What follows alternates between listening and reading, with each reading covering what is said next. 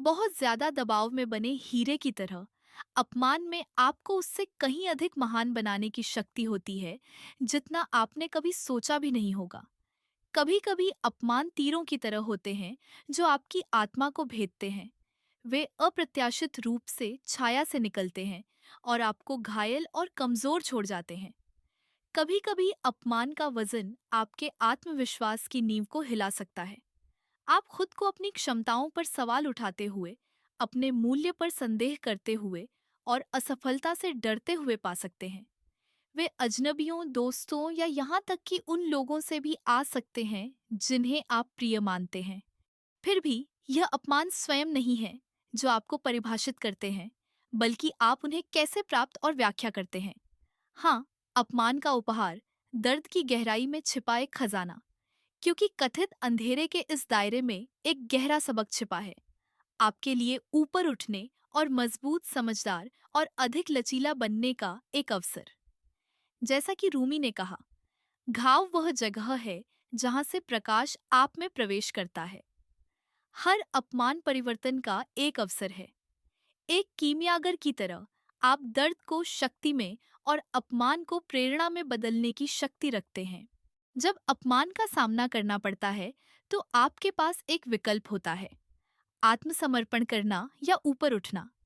आप अपमान को खुद को परिभाषित करने दे सकते हैं, या आप उन्हें विकास के लिए उत्प्रेरक के रूप में गले लगा सकते हैं। अक्सर यह प्रतिकूलता के सामने होता है कि आपकी सबसे बड़ी ताकतें सामने आती हैं। अपमान एक क्रूसिबल के रूप में कार्य कर सकते हैं, जो आपके चरित्र और धैर्य को गढ़ते हैं। बहुत पुरानी बात है। एक प्रसिद्ध मास्टर एक छोटे से गांव में रहते थे। दूर दूर से लोग उनसे मार्गदर्शन और ज्ञान प्राप्त करने आते थे।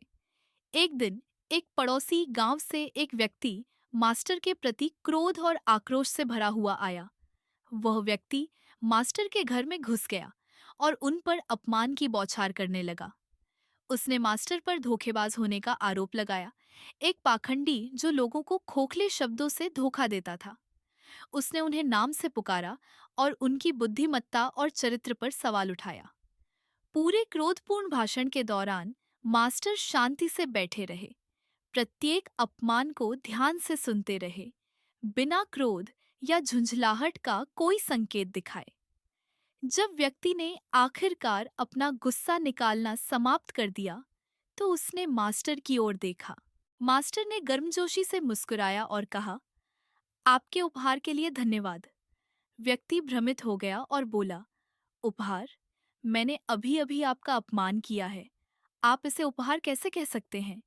मास्टर ने समझाया, कल्पना करें कि कोई आपको एक उपहार देता है, लेकिन आप उसे स्वीकार नहीं करना चुनते हैं। वह उपहार किसका होता है? व्यक्ति ने एक पल के लिए सवाल पर विचार किया और जवाब दिया, ठीक है, अगर मैं इसे स्वीकार नहीं करता, तो उपहार उस व्यक्ति के पास रहता है जिसने इसे दिया था। मास्टर ने सहमति में सिर हिलाया और कहा, बिल्कुल, उसी तरह आप आज यहाँ क्रोध और अपमान के साथ आए, लेकिन मैंने उन्हें स्वीकार नहीं करने का फैसला किया। इसलिए क्रोध और अपमान आपके पास ही रहेंगे। मास्टर के शब्दों में ज्ञान को महसूस करते हुए व्यक्ति का चेहरा नरम पड़ गया। उन्होंने मास्टर के प्रति एक कृतज्ञता महसूस की कि उन्होंने उन्हें इतना महत्वपूर्ण सबक सिखाया। एक नई समझ के साथ उन्होंने मास्टर के सामने सिर झुकाया और घर से चले गए। उस दिन के बाद से व्यक्ति का दृष्टिकोण बदल गया। उन्होंने गैर प्रतिक्रियाशीलता की शक्ति को सीखा और महसूस किया कि नकारात्मकता में शामिल न होने का विकल्प चुनकर वह अनावश्यक पीड़ा से बच सकते हैं। वह अपने शब्दों और कार्यों के प्रति अधिक सचेत हो गया। जहां भी वह गया, दया और समझ फैलाने का प्रयास करने लगा।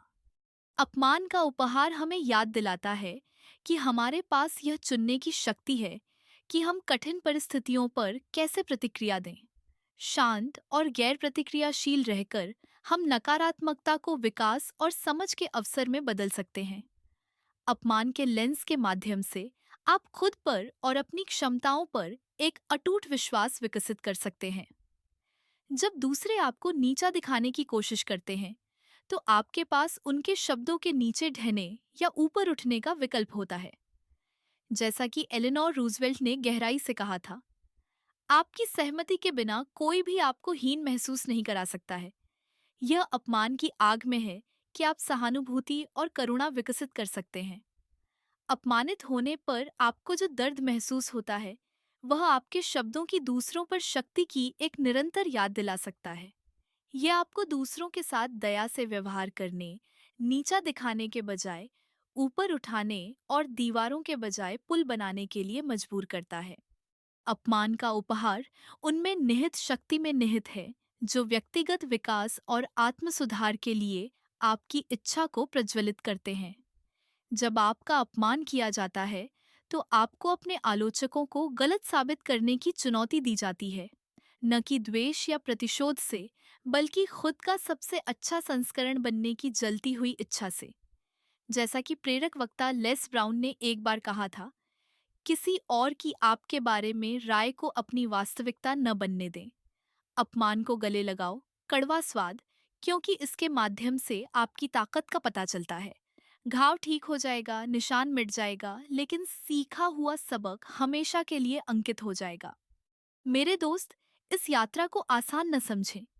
इसके लिए साहस, लचीलापन और अपने स्वयं के मूल्य में अटूट विश्वास की आवश्यकता है। लेकिन याद रखें, अपमान के दायरे में आप पसंद की अंतिम शक्ति रखते हैं।